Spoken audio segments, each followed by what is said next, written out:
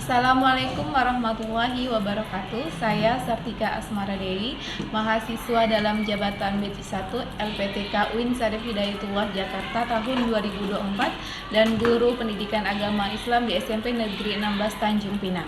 Pada hari ini Kamis tanggal 17 Oktober 2024 akan melaksanakan uji kinerja atau UKIN. Selamat menyaksikan. Assalamualaikum. Waalaikumsalam. Selamat pagi. Pagi, Bu.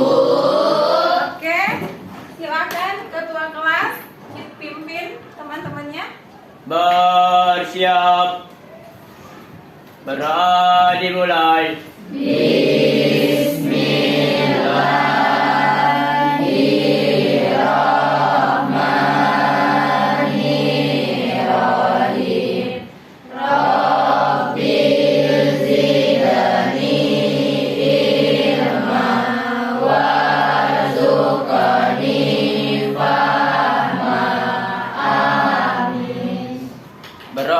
Selesai, beri salam.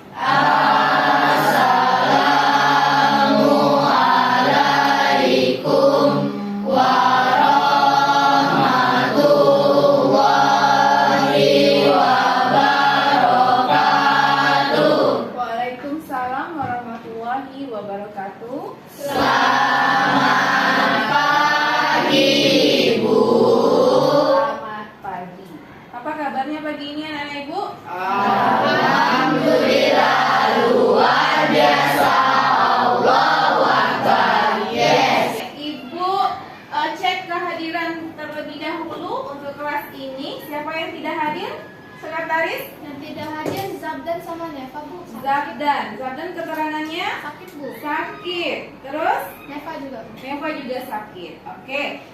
Mari sama-sama kita doakan teman kita yang sakit, semoga dia cepat sembuh dan kembali berkumpul dengan kita, belajar bersama-sama. Kita doakan semoga teman kita cepat sembuh. Amin ya robbal alamin. Ibu mau mengajak kalian menyanyikan salah satu lagu nasional.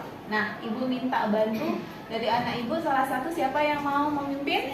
Oke, silakan nak. Nah, yang lain ibu minta untuk berdiri. Marilah kita bersama-sama menyanyikan lagu Garuda Pancasila. Pancasila, akulah pendukungmu, patriot proklamasi, sedia berkorban untukmu. Pancasila dasar negara, rakyat adil makmur sentosa, pribadi bangsaku. Ayo maju, maju, ayo maju, maju, ayo maju, maju. Boleh duduk kembali. Ibu sengaja mengajak kalian menyanyikan salah satu lagu nasional, itu bertujuan untuk membangkitkan rasa nasionalisme yang ada pada diri kita. Mau mengajak kalian atau membiasakan kalian untuk mengaji terlebih dahulu sebelum kita memulai materinya. A'udzubillahi minasyaitonirrajim. Bismillahirrahmanirrahim. Qul ya ayyuhal kafirun, la a'budu ma ta'budun,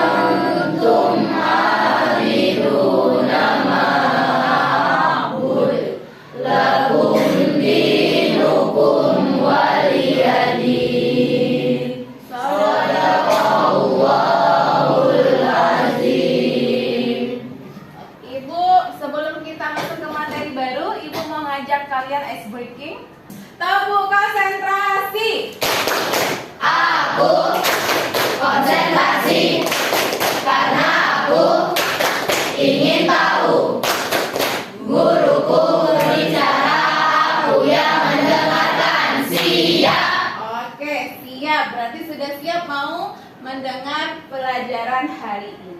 Nah, hari ini materi kita adalah tentang sujud sahwi, ya. Nah, anak-anak ibu masih ingat enggak materi minggu lalu tentang apa? Tentang apa, Vika? Tentang sholat. Tentang sholat dan zikir, ya. Nah, sekarang kita akan membahas tentang sujud sahwi. Nah, apa sih kaitannya antara sholat dengan sujud sahwi? Ya. Nah, sujud sahwi itu adalah nanti gunanya untuk memperbaiki kesalahan dalam sholat. Nah, setelah itu untuk mengingatkan kita ya dalam kesempurnaan ibadah. Nah, oke. Nah, jadi materi sujud sahwi ini juga berkaitan dengan profil pelajar Pancasila, berkaitan dengan dimensi-dimensi profil pelajar Pancasila. Nah, masih ingat nggak anak-anak ibu ada berapa dimensi profil pelajar Pancasila? Ada 6. Siapa yang bisa menyebutkan? Oke, apa kayak? Yang pertama ada beriman, bertakwa, berakhlak mulia. Oke, yang kedua? Berkebinekaan bebas. Kebinekaan bebas atau apa? Berkebinekaan Global. Gotong royong, Hah? kreatif, Hah? bernalar kritis, Hah? mandiri. Nah, jadi di antara 6 ini di materi kita 2 yang ibu ambil dimensi profil pelajar Pancasila. Yang pertama adalah beriman bertakwa kepada Tuhan Yang Maha Esa dan berakhlak mulia. Sesuai dengan pelajaran kita pendidikan agama Islam, tujuannya apa untuk mempelajari apa hubungannya mempelajari materi sujud syukur ini dengan profil pelajar Pancasila. Nah, tujuannya supaya kalian nanti diharapkan memiliki kesadaran yang kuat untuk melaksanakan ibadah, ya. Jadi untuk meningkatkan ketakwaan kalian dalam menjalankan ibadah. Kedua, dimensi yang kedua yang ibu ambil adalah bergotong royong. Nah, nanti ya dalam pelajaran ini ibu akan membentuk kelompok. Nah, kalau kita berkelompok berarti kita berdiskusi, kita akan bekerja sama. Nah, nanti setiap kelompok akan mempraktekkan bagaimana cara sujud sahwi. Ya, itu dimensi profil pelajar Pancasila untuk materi hari ini yaitu sujud sahwi. Mengerti ya, Ibu? Oke. Nah, sebelum pembelajaran dimulai, Ibu akan menyampaikan tujuan pembelajarannya. Ya, tujuannya ada 4. Ya, pertama adalah nanti kalian mampu mengucapkan apa sih arti sujud sahwi itu, pengertian sujud sahwi. Nah, kemudian tujuan kedua, kalian mampu menentukan atau menjelaskan ketentuan tentang sujud sahwi. Yang ketiga adalah kalian mampu menjelaskan bagaimana tata cara pelaksanaan sujud sahwi. Kemudian terakhir, tujuannya adalah kalian tahu hikmah dari melaksanakan sujud sahwi. Ya, ini tujuan pembelajaran kita. Nanti ibu akan memberikan satu permasalahan. Nah, permasalahan ini adalah kalian diskusikan dengan kelompok kalian, ya, apa yang harus dilakukan dari sebuah permasalahan yang sudah ibu berikan kepada kalian. Ya, nanti setiap kelompok, ya, kita bagi kelompoknya jadi 4 kelompok, satu kelompok berisi 5 orang, ya. Nah, sekarang silahkan anak-anak ibu dengarkan video pembelajaran ini agar anak-anak ibu bisa menjawab atau bisa menyelesaikan permasalahan yang akan ibu berikan. Oke? Oke, sebelum videonya ibu putar, ada pertanyaan Pak Mantik, ya. Kira-kira ada nggak anak ibu yang tahu apa sih sujud sahwi itu? Belum? Apa? Sujud sahwi merupakan sujud karena lupa atau ragu dalam sholat. Sujud sahwi adalah sujud yang dilakukan ketika lupa atau ragu dalam sholat. Pernah nggak melakukannya? Belum pernah. Kira-kira kapan dilakukan sujud sahwi itu? Ketika ragu. Hah? Setelah sholat? Oke. Nah, sekarang silakan perhatikan videonya dengan baik. Nanti di situ dijelaskan bagaimana caranya dan kapan dilaksanakannya sujud sahwi. Alhamdulillah wassalatu wassalamu ala Rasulillah. Pemirsa yang berbahagia, apa yang kita saksikan adalah satu kejadian ketika orang lupa sehingga dia ragu mengenai jumlah rakaat dalam sholat yang telah dia kerjakan. Ketika kita mengalami semacam ini, ada beberapa hal yang perlu kita perhatikan. Yang pertama, bahwasanya ragu terkait jumlah rakaat sholat itu tidak membatalkan sholat. Sehingga ketika kita mengalami keraguan, silahkan Anda memilih mana yang lebih mendekati kebenaran. Atau jika kita lupa sama sekali dan tidak bisa memilih, maka kita memilih yang lebih sedikit. Misalnya kita mengerjakan sholat duhur, kita ragu apakah sudah 4 rakaat ataukah baru 3 rakaat. Maka kita memilih yang lebih sedikit, 3 rakaat, sehingga nanti kita tambahkan 1 rakaat lagi. Kemudian yang kedua, Rasulullah SAW mengajarkan kita untuk melakukan sujud sahwi ketika kita mengalami keraguan dalam sholat mengenai jumlah rakaatnya. Dan beliau memberikan rincian. Yang pertama, apabila kita bisa memiliki kecenderungan kepada salah satu yang kita yakini itu lebih benar. Misalnya kita ragu apakah ini baru 2 rakaat ataukah sudah 3 rakaat. Dan kita ingat nampaknya kita belum tasyahud awal, maka kita memilih 2 rakaat karena itu yang lebih mendekati. Kemudian selanjutnya kita melakukan salam, artinya sholat sampai selesai, lalu sujud sahwi 2 kali.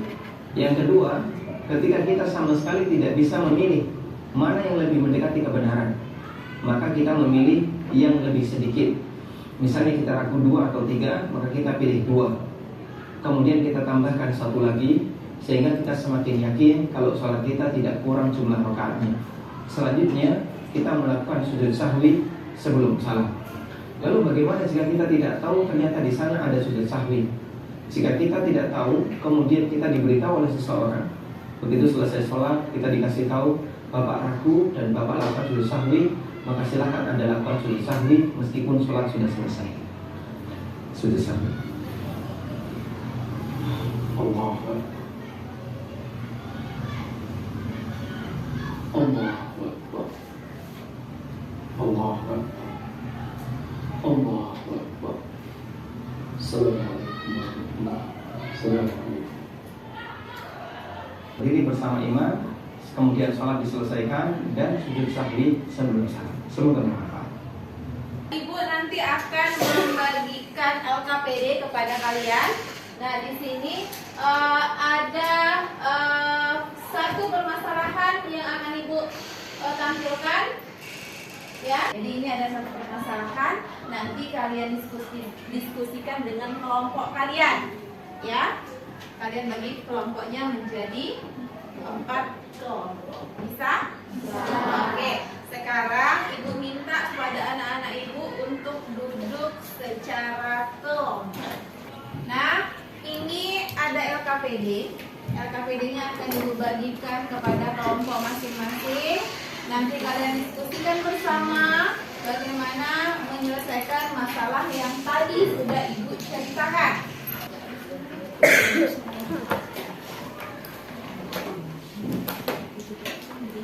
Nah, sudah mendapatkan masing-masing LKPD-nya?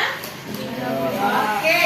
Nah, di situ jangan lupa untuk menulis nama kelompoknya, nama kelas berapa, tanggal dan hari untuk hari ini. Setelah itu silahkan kalian diskusikan bersama teman kalian bagaimana cara menyelesaikan permasalahan yang tadi sudah Ibu sampaikan.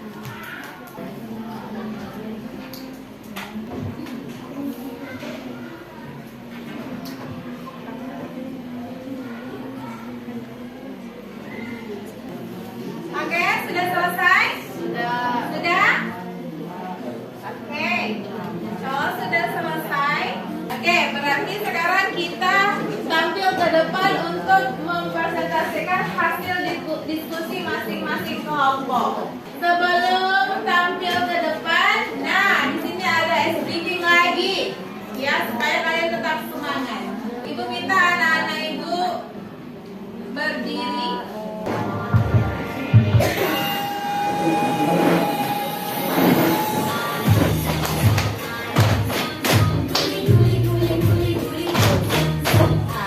Satu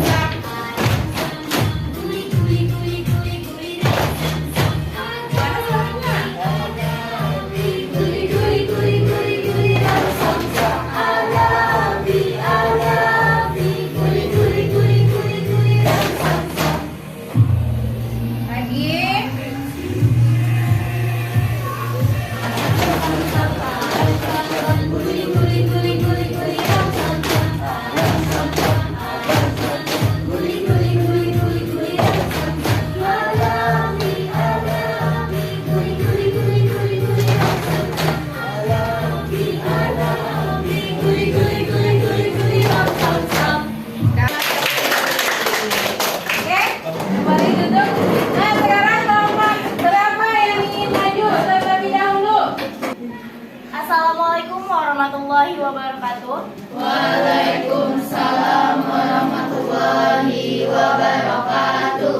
Kami dari kelompok 1 akan mempresentasikan hasil kerjasama kami. Diskusikan bersama teman satu kelompokmu. 1. Mengenai langkah-langkah yang harus dilakukan Faisal untuk menentukan apakah diperlukan dalam situasi tersebut.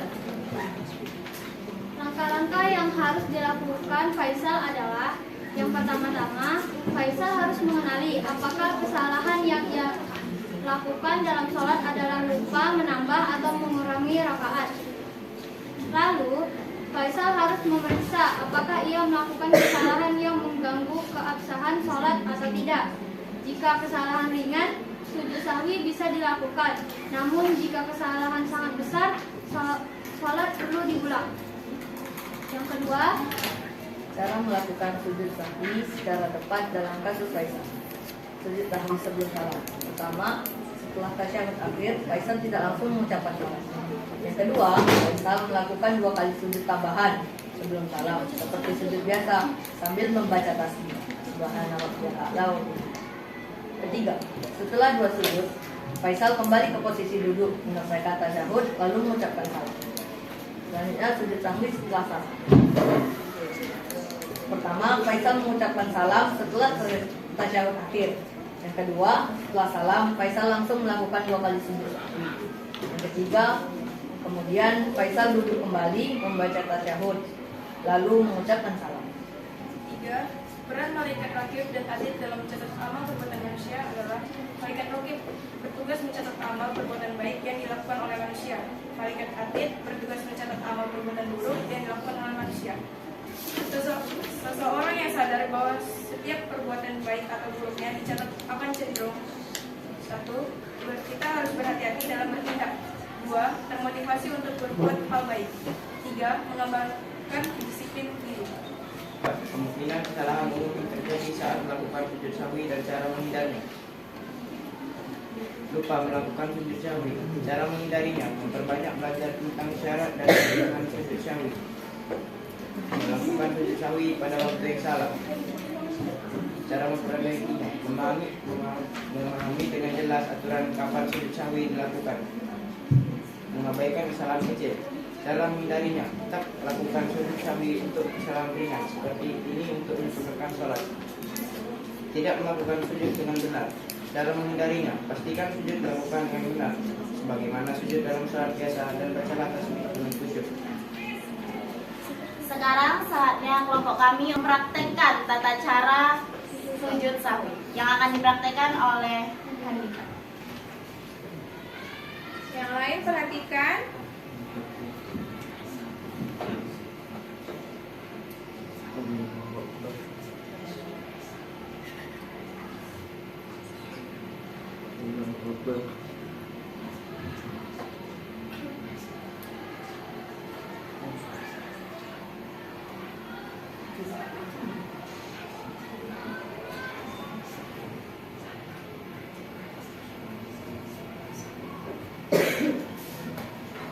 Oh iya, jangan lupa ya, saat kita melakukan tata cara sujud sahwi, jangan lupa mengucapkan bacaannya, yaitu Subhana man la yanamu wa la yasmu.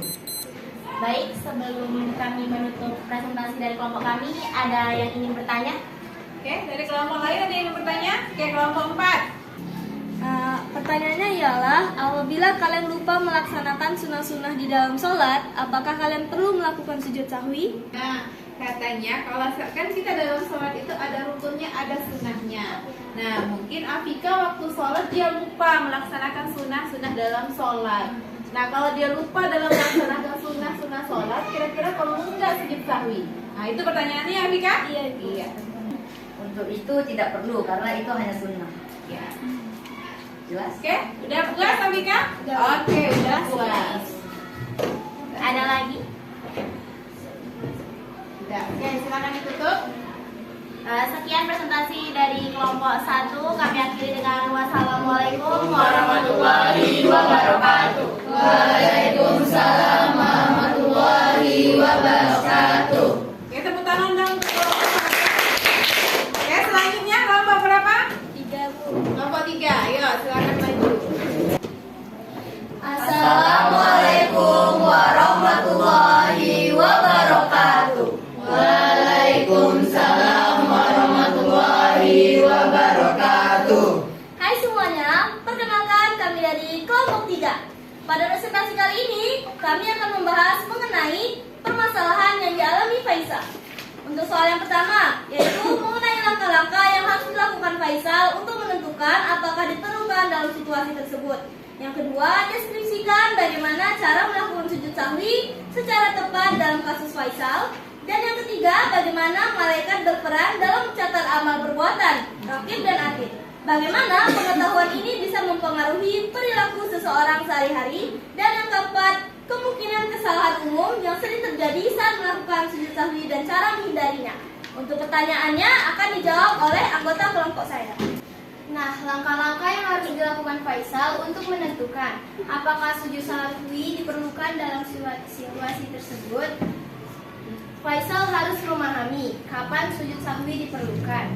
Nah, yang pertama, memahami jenis kesalahan. Faisal harus tahu apa kesalahannya.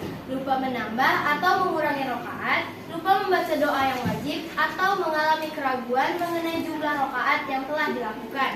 Nah, yang kedua, mengidentifikasi waktu kesalahan.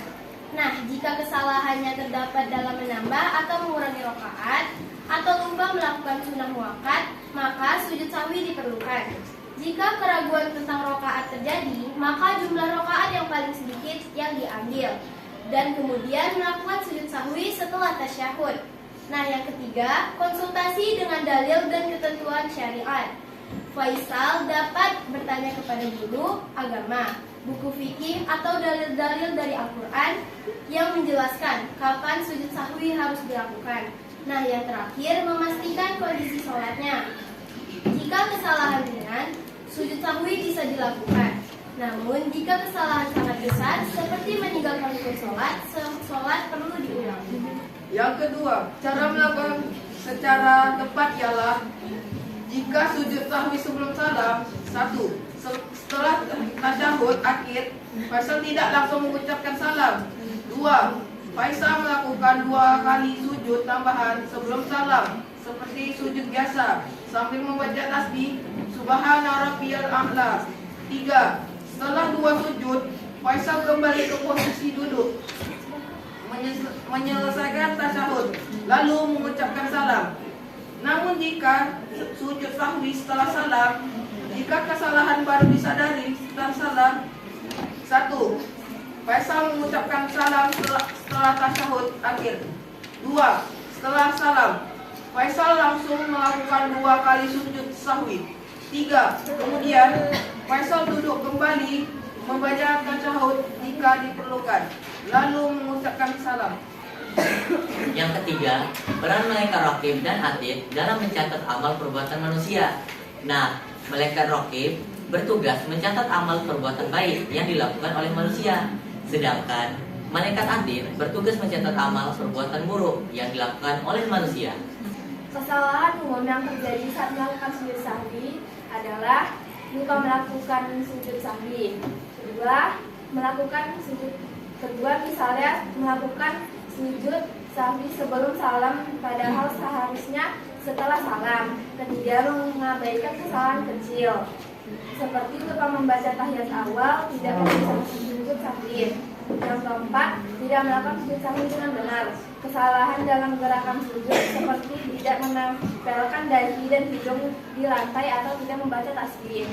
Untuk menghindarkan kalian tentu harus memperbanyak belajar tentang syarat dan ketentuan sujud sahwi. Nah, untuk lebih memperjelas, kami semua akan mempraktekkan bagaimana cara melakukan sujud sahwi. Sujud sahwi ini kami lakukan setelah salam ya. Jadi, cara melakukan sujud sahwi ialah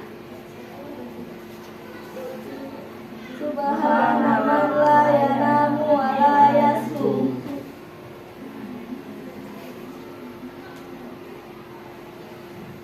Subhana man la yanamu wa la yasbu.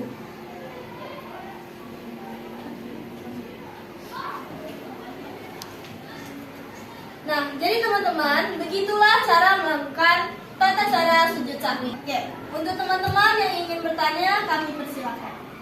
Oke, baiklah. Apabila tidak ada yang ingin ditanyakan, maka presentasi kelompok 3 kami tutup dengan wassalamualaikum warahmatullahi wabarakatuh. Waalaikumsalam warahmatullahi wabarakatuh. Oke, jadi dari tadi sudah Ibu dengarkan hasil diskusi kalian. Hasilnya sangat bagus. Anak-anak Ibu sudah pada memahami apa itu sujud sahwi, kapan sujud sahwi dilakukan, dan bagaimana tata cara sujud sahwi. Ya. Nah, sampai sini ada pertanyaan tidak? Ya. Sekarang tadi kita sudah tugas kelompok. Sekarang Ibu mau anak-anak Ibu membuat refleksi. Setiap siswa membuat refleksi di kertas ini. Apa sih yang sudah kalian dapati dari materi yang sudah kalian pelajari hari ini? Oke?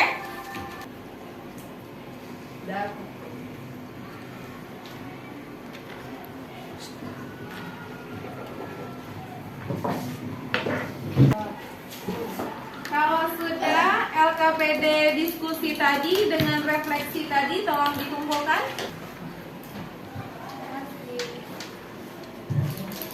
Nah, sekarang kita akan menyimpulkan materi yang sudah kita pelajari hari ini, yaitu tentang sujud Sahwi. Saya Bu, Oke, apa Hafiz? sujud sahwi adalah sujud yang dilakukan untuk menutupi kekurangan atau kesalahan yang terjadi dalam salat. Oke, ya. Jadi sujud sahwi itu adalah sujud yang dilakukan ketika kita ragu atau kita lupa dalam jumlah rakaat sholat. Jadi sujud sahwi, kita ulangi lagi, itu dilakukan untuk menutupi kekurangan atau kesalahan yang terjadi dalam kita melaksanakan sholat. Nah, kemudian ketentuan pelaksanaan sujud sahwi. Sujud sahwi itu dilakukan ketika terjadi kesalahan seperti menambah atau mengurangi rakaat, lupa membaca tahiyat awal, atau terjadi keraguan dalam jumlah sholat. Minggu ini kita belajar tentang sujud sahwi. Minggu depan kita jumpa lagi, kita pelajari tentang sujud syukur. Ya? Oke. Materi hari ini sampai di sini. Kita jumpa minggu depan. Kita ucapkan hamdalah. Alhamdulillah. Nah, sekarang anak-anak Ibu kembalikan lagi kursinya seperti biasa sebelum kita menutup pembelajaran. Oke, sudah? Nah, sekarang Ibu minta bantuannya kepada ketua kelas untuk memimpin penutup pembelajaran hari ini. Bersiap beri salam. Assalamualaikum warahmatullahi wabarakatuh. Waalaikumsalam warahmatullahi wabarakatuh. Selamat siang, Bu. Selamat siang, terima kasih. Demikian tadi tayangan uji kinerja atau UKIN PPG dalam Jabatan Bat 1 LPTK UIN Syarif Hidayatullah Jakarta tahun 2024. Semoga bermanfaat. Assalamualaikum warahmatullahi wabarakatuh.